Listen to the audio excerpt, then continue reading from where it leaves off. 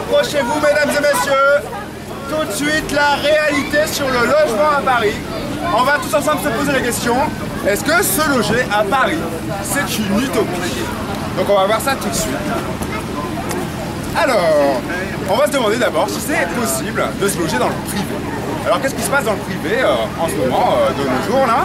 C'est que quand on va voir, quand on essaye de nous louer quelque chose, on nous demande de gagner au moins 3 fois le montant du loyer. Et si on ne gagne pas 3 fois le montant du loyer, on demande d'avoir des garants qui gagnent 3 ou 5 fois le montant du loyer. Parfois, certaines agences véreuses vous demandent les deux, de gagner 3 fois le montant du loyer et d'avoir un garant. Donc en regardant tout ça, est-ce que c'est possible si par exemple on veut un 50 mètres carrés pour loger sa petite famille, est-ce qu'on peut encore avoir un 50 mètres carrés à moins d'un SMIC aujourd'hui à Paris? Non. Non, exactement. Le 50 mètres carrés, c'est au moins 1300 €. Ça veut dire qu'il faut gagner au moins 3900 € pour pouvoir se loger dans 50 mètres carrés. Alors vous allez me dire, mais 50 mètres carrés ça peut être beaucoup. On peut aussi choisir le studio. Mais est-ce qu'on trouve encore des studios à moins de 600 € aujourd'hui? Non, et bien là c'est pareil, ça veut dire qu'il faut au moins 1800 € pour pouvoir se loger dans un studio. Donc je vous ai préparé une petite courbe alors, qui explique la montée des loyers à Paris. Vous voyez, de 95 à 99, le niveau des loyers est resté à peu près stable. Et il était autour de 14 € le mètre carré, donc ici à Paris. Il a monté, et aujourd'hui en 2014, il atteint 24 € le mètre carré. Donc vous voyez la pente, j'ai fait les petits pointillés pour dire mais où est-ce que ça va finir? Parce que en 20 ans, mesdames et messieurs, les loyers ont presque doublé. Donc on va se poser la question sur le logement social. Le logement social, donc la ville pratique ce qu'on appelle la préemption. Donc la préemption, qu'est-ce que c'est? C'est le fait d'avoir le monopole de l'achat. C'est-à-dire que si un propriétaire privé par exemple vend son immeuble, et bien la ville a le droit de dire cet immeuble m'intéresse, je vais être la seule à l'acheter. Et donc à partir de ce moment-là, elle négocie avec le propriétaire le plus bas tarif pour acheter son immeuble. Donc sur 3 immeubles préemptés par la ville de Paris, qu'est-ce qu'elle fait la ville? Il y en a un qu'elle va vendre à la découpe dans le privé, le plus cher possible, pour se faire un maximum de pognon. Donc elle prend le pognon. Et grâce à cet argent, eh ben, elle va financer l'achat et l'aménagement de 2 autres immeubles. Donc un immeuble intermédiaire, de logement intermédiaire, je ne sais pas si vous savez ce que c'est, mais le logement intermédiaire, c'est pas pour nous. C'est pour les gens qui gagnent plus de 1500, 1800, 2000 € par mois. Donc c'est toujours dans le public, mais il faut avoir beaucoup d'argent. Enfin, un peu d'argent quand même, pour pouvoir accéder au logement intermédiaire. Et dans tout ça, il y a un seul des 3 immeubles, qui va être attribué au logement social, donc au plus modeste. Le résultat de tout ça, c'est que finalement, on divise par 3 la part des logements qui est attribuée aux plus modestes ici à Paris. Donc pourquoi ce choix? Est-ce que quelqu'un veut bien lire ce qui est marqué dans la bulle? L'austérité. L'austérité avec des petites fleurs et des petits cœurs, parce qu'on essaie de le vendre depuis pas mal de temps. Donc on va voir dans le détail ce que c'est. Donc il y a une volonté politique d'autofinancement grâce à la préemption, on vient de voir sur la planche d'avant. Il y a des aides à la pierre de l'État, c'est-à-dire diverses aides financières de l'État pour l'achat, pour la préemption. Il y a évidemment, on prend l'excuse de la baisse des dotations de l'État pour faire cette politique d'autofinancement. Donc qu'est-ce que c'est la baisse des dotations de l'État? C'est tout simplement, chaque année, l'État doit donner un tant d'argent aux communes pour qu'elles puissent boucler leur budget du fait des allègements d'impôts qui se sont passés les années précédentes. Donc aujourd'hui, l'État doit un demi-milliard d'euros à la ville de Paris, 500 millions d'euros. Et bien évidemment, il y a aussi le refus du recours à l'emprunt. C'est-à-dire que la ville pourrait aussi faire le choix politique d'emprunter et quand elle préempte 3 immeubles, d'attendre tout simplement tranquillement que les loyers remboursent les immeubles. Et ce n'est pas le cas.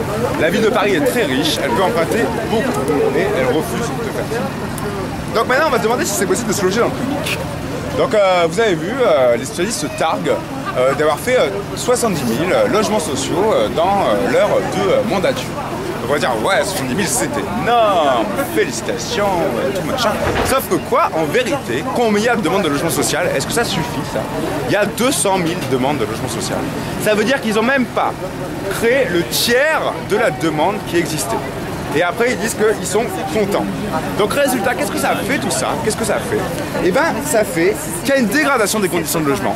C'est-à-dire que plus ça va et plus on habite dans des trucs tout petits, tout rikiki, et on va payer un studio, un loyer pour quelque chose qui va être tout petit. Donc ça mène aussi à quoi? Ça mène à ce qu'on appelle l'exode social. L'exode social, vous savez, c'est quand vous travaillez à un endroit et que vous ne pouvez pas vous loger à cet endroit, et donc vous allez habiter loin, très très loin, pour pouvoir, parce que c'est le seul endroit où vous avez la possibilité de payer et d'être logé. Donc dans mon petit exemple, si on habite à Aulnay-sous-Bois et qu'on travaille par exemple ici à Port-de-Vente, eh ben, ça nous fait minimum 3 heures de train par jour. 1h30 aller, 1h30 retour, en plus du temps de travail, mesdames et messieurs. Vous imaginez comme ça pourrit la vie. Je suis sûr qu'il y a pas mal de monde qui l'ont vécu. Moi, je l'ai vécu moi-même aussi. Donc, qu'est-ce qu'elle propose les autres candidates? Donc, NKM, vous voyez que j'ai représenté avec les insignes de son côté. NKM, elle dit qu'il y a trop de logements sociaux. Trop de logements sociaux, il y a trop de pauvres, c'est pas possible qu'il y avait dans les immeubles. C'est vraiment insupportable. Donc, elle dit qu'il faut privatiser le parc public, c'est-à-dire que finalement il faut vendre les HLM à la découpe, à les propriétaires privés et qui entre nous vont pas se gêner pour augmenter les prix. Donc ça va faire une hausse des prix inévitablement. Ensuite elle dit que nous, mesdames et messieurs, nous là, il faut qu'on accède à la propriété privée. Donc moi j'ai envie de lui répondre lol, parce que moi j'ai pas les moyens d'accéder à la propriété privée et je pense pas que ce soit dans les années qui viennent que ça va le faire. Donc qu'est-ce qu'elle propose? Hidalgo. Hidalgo aussi, vous savez, elle a un petit signe. Hidalgo, elle propose 30% de logements sociaux en 2030, mesdames et messieurs. Donc est-ce que quelqu'un peut faire le calcul? Voilà, dans combien? Dans 16 ans. Dans 16 ans. Hidalgo, elle propose 30% de logements sociaux dans 16 ans. Et on va tout de suite voir à quoi ça correspond. Donc quand ils se sont fait élire les socialistes, ils ont dit qu'en 2014, ils voulaient atteindre l'objectif de 20% de logements sociaux. 20%. Sauf qu'on va regarder ce qui s'est passé l'année dernière et celle d'avant. Donc, en 2012, combien il y avait de logements sociaux à Paris? Il y en avait 17,1%. C'est les chiffres de l'INSEE, monsieur Lama, c'est pas moi qui les sors. En 2013, il y avait 17,38% de logements sociaux. Ça veut dire qu'en un an, il y a eu 0,28% de logements sociaux en plus. Et là, on voudrait nous faire croire que d'ici la fin de l'année 2014, l'objectif de 20% de logements sociaux, il va être atteint. Est-ce que vous pensez que c'est possible? Non. Bah moi non plus. Donc à côté de ça, il existe une loi nationale qui dit qu'il faut faire quelque chose à Paris pour la crise du logement. Donc la loi nationale, elle dit que en 2015, il doit y avoir 25% de logements sociaux à Paris. Et qu'en 2030, on doit atteindre le chiffre de 30% de logements sociaux. Donc en fait, Hidalgo, elle nous fait des promesses, mais elle nous dit juste « Ah ben moi, je fais la promesse de respecter la loi en 2030. » Dans 16 ans, quand elle sera sûrement plus élue à la ville, vous imaginez. Donc 16 ans, on a le temps de crever la bouche ouverte dans le métro. Donc, alors, nous on dit qu'il faut lutter contre la spéculation immobilière pour de vrai. Donc parce qu'il y a des gens qui luttent pour de faux. Alors, on va voir ça tout de suite. Donc par exemple la loi Duflot, vous savez qu'on appelle aussi la loi Allure. Donc on met plein de noms compliqués pour qu'on ne capte rien dans cette histoire. Mais en gros c'est la loi de la ministre Duflot. Donc elle dit qu'il faut établir un loyer de référence. Donc le loyer de référence, ça serait égal au loyer médian. Donc je sais pas trop ce que c'est, mais ça doit s'approcher de la moyenne. Le loyer médian plus 20%. Comment? Et on a dit quoi? En fait, on fait un calcul et tu rajoutes 20% pour dire au propriétaire, ah bah t'as le droit de mettre 20% par rapport à ce que tu mettais maintenant. Donc en fait, cette loi Duflot, elle va juste accompagner à la hausse des loyers. Et en plus dans cette loi, il y a un truc qui dit, attention, si votre appartement a un caractère exceptionnel, c'est-à-dire qu'on a vu sur la tour Eiffel ou que notre chambre donne sur un petit jardin qui est calme, et bien là, il n'y a plus de normes, c'est free, les propriétaires ils peuvent mettre ce qu'ils veulent comme loyer. Donc la loi Duflot, voilà, ça ne nous sert pas beaucoup. Nous, qu'est-ce qu'on propose à côté? Ben, nous, on dit qu'il faut exiger une loi pour encadrer vraiment à la baisse les loyers. Et qu'il faut baisser de 20% les loyers à Paris. Alors vous allez me dire, mais c'est des compétences nationales. Est-ce qu'on peut vraiment y arriver au niveau municipal? Ben oui, monsieur, dame, parce que quand on gagne la ville de Paris, quand on est maire de Paris, on a une influence qui nous permet d'exiger des lois comme ça.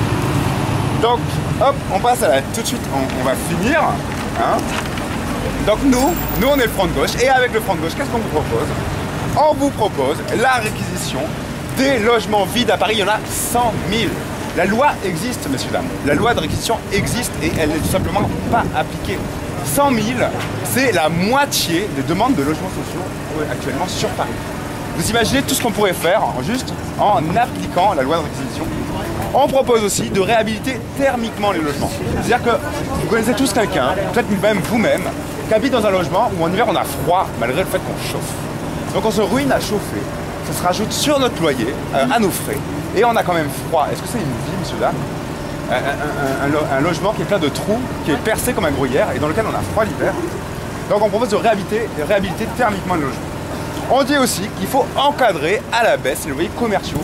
Parce que nous on a de moins en moins d'argent, donc on va de moins en moins acheter aux commerçants, aux bouchers, aux boulangers, etc. Mais lui, son loyer ne diminue pas, voire il augmente. Donc la moindre des choses qu'on pourrait faire, pour pas que ces gens ils se mettent bientôt à devoir fermer leur boutique, et ben on pourrait dire nous, avec tous les loyers, tous les beaux commerciaux qui sont à la ville de Paris, et ben nous on peut les baisser. Ce serait la moindre des choses. Et aussi, on veut des locaux à disposition des associations. Alors avec tout ça, une fois que vous avez vu tout ça, monsieur dame, et que vous savez les positions du front de gauche, vous allez voter front de gauche, hein, j'en suis convaincu. Qu'est-ce qu'on va faire tous ensemble? Tous ensemble, on va faire quoi? On va gagner!